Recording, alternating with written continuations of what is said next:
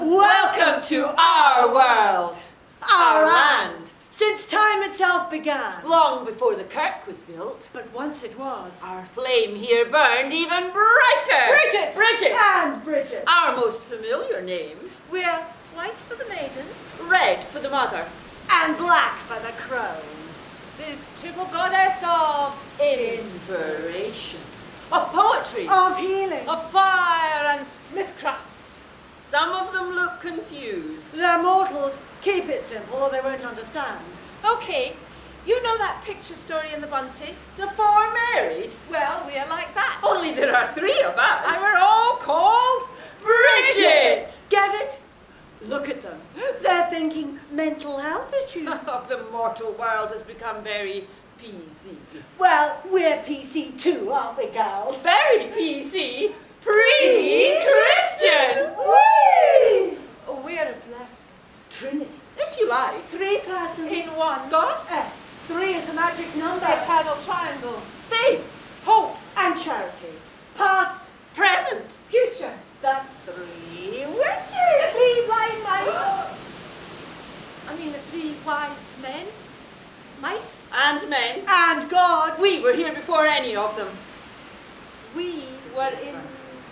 Bridget is. Bridget is fun. Bridget is serious. Bridget is dark. No, Bridget is light. Simple. Complex. Young. Old. She's danger. And death. Warm. Mischief. Oh, trickster. Shapeshifter. Well, we had to survive. Christianity. All those old monks. Putting it about. Airbrushing us out. Moo. We were in the wilderness. Supplanted. Usurped. Ducking. And diving. Underground. Biding a while. Riding a wee millennia. Or two. In disguise. Our disguise was inspired. We became one of them. A monk. What silly girl. I mean a saint. Shapeshifted. From bride. To Bridget. From 3 pagan goddesses. One Christian saint. If you can't beat them. Join them. And we certainly did. Hid.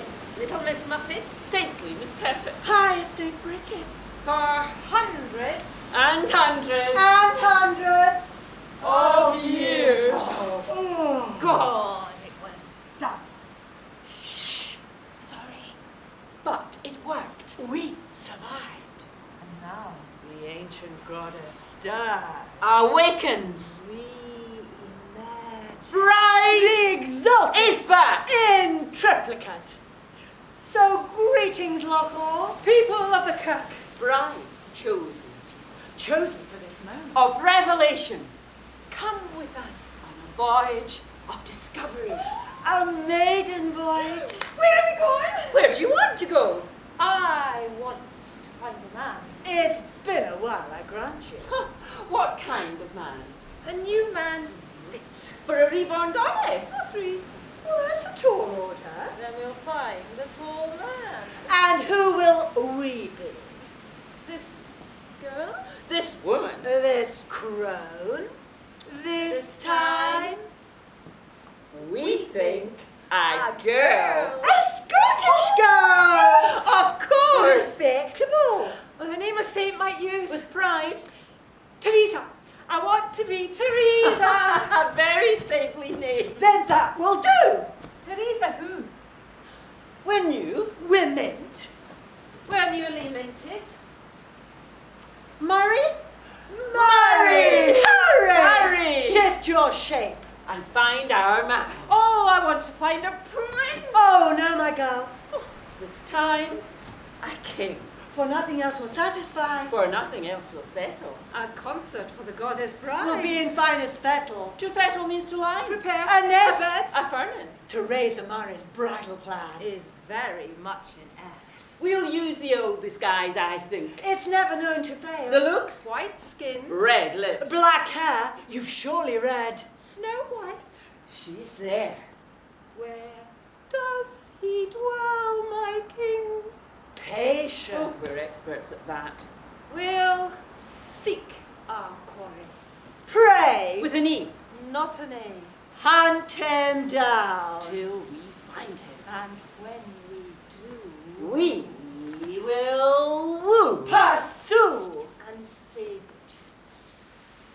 him. Woo! turn his head, Turn every bit of him. inside out, Up and down. back to front, with our temptress wife. because it's been a while. And after all, This ancient, pagan, triple goddess is no virgin Mary. that's The point! so. Ready there, Teresa? Let's whistle up a storm. We are a proud people amongst the greatest of nations. Philosophers, musicians, poets, and politicians. Adventurers, traders, movers, and shakers. Drinkers, lovers, footballers, shifty players, Fierce mighty warriors. Victors of Largs, Dunnacham, Carham, Bannockburn, Stirlingbridge, Preston Pans. Wembley 67, Paris 2008. Fierce battles fought for Scottish freedom, independence, liberty! Maybe history is dictated more by defeats than victories. Well, early on we fought each other, clan against clan, but early it was the Romans and the Vikings. Then all those bloody battles. Montgraupius, Flodden, Dunbar, Culloden. Usually it was against the English. Okay, it was usually them that started it. Well, sometimes we did. It was something to do in the days before television. All island nations have a rich history of travel and emigration. That great sense of adventure and exploration. You can't bear not knowing what's going on across the seas. Maybe the other man's grass has always looked greener, but the mass exodus of the Scottish Highland population, the scattering of the Gael, that was often caused by much darker forces. I am a Caliach. I am the mother of all the gods and goddesses. A crone goddess dressed in grey with a dun-coloured plaid round my shoulders. I have either a wooden staff or a wand or a hammer for shaping hills and mountains. I have a creel strapped to my back and an apron from which I drop large boulders to create islands. I have a blue face and long white hair speckled with frost. I have a single eye in the centre of my forehead so that I can see into this world and beyond the next. I am Beer, Queen of Winter and the Veiled One. I have existed beyond the eternity of the world. I have great powers of enchantment, and my howls of menace freeze the blood. I create mists, clouds of darkness, and shower fire and blood over my enemies. Oh, my wee man, grow up ye will to be a hero, by virtue of the Duncan that I'll gie you. Dermot shall be your name, a fearsome warrior of the Fune, and I, your nursted, will see that no mortal injury shall e'er befall thee. This immortality to secure, immersed shall be by the heel in magic waters pure. And so it came to pass, from youth boy to youth to man, a hunter warrior none could surpass. He had it all, and then he goes and spoils it all by doing something stupid. He falls in love. Oh, he fall in love with a virgin of whom we could also much approve. Oh no. He runs away with Granny, wife of Fionn, and hides among Glenlone and hills out of view. Fionn, of course, discovers them, but pretends forgiveness and mercy to them both. Then Dermot goes and spoils it all by doing something stupid again. He kills the boar.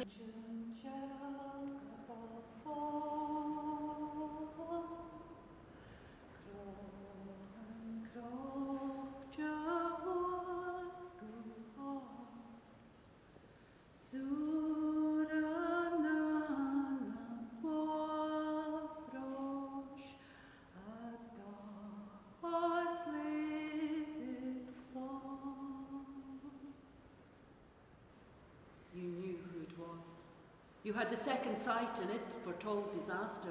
You tried to convince Nersha it was a shepherd on the hill, but by the third shout he knew, and it was over. It was Fergus returned.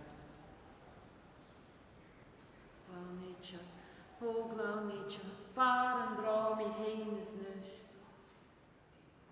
I should start at the beginning.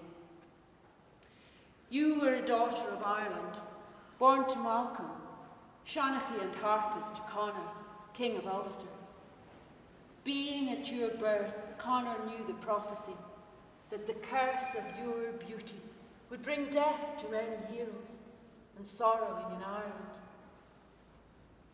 To protect his kingdom, he resolved to raise you as his future wife, and had you fastened in a tall tower, with a nurse, a tutor, and a servant, one Larkin. Help me. Please help me. Give me crumbs to feed my dying bairns. At first, many would eke out a living from the barren coastland, fishing or kelping, delaying the inevitable onset of starvation and destitution. All too soon, they were forced toward the growing cities, swelling the numbers of surplus poor in the south. Glasgow, Edinburgh, Dundee, even Newcastle and Liverpool. Once there, many followed their enslaved forefathers on coffin ships, bound for the new world.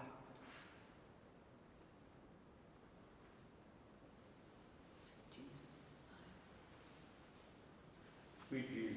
Sweet Jesus. You'd have thought someone would show them some compassion. Couldn't the church do something to help them? The church? Oh, you poor, deluded fool. I quote. The ministers generally sided with the oppressing layers who had the church's patronage at their disposal for themselves and their sons. The church did nothing.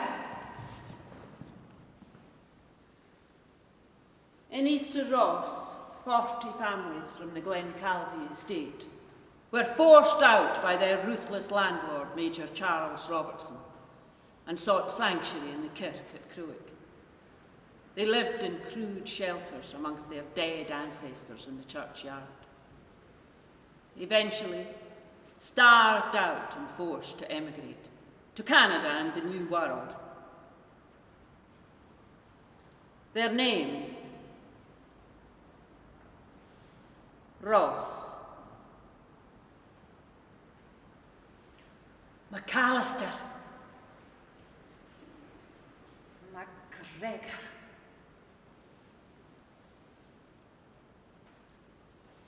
Campbell. Remains scratched with one of the women's rings on the church windows. The Glencalvie tenants resided here May 24th, 1840.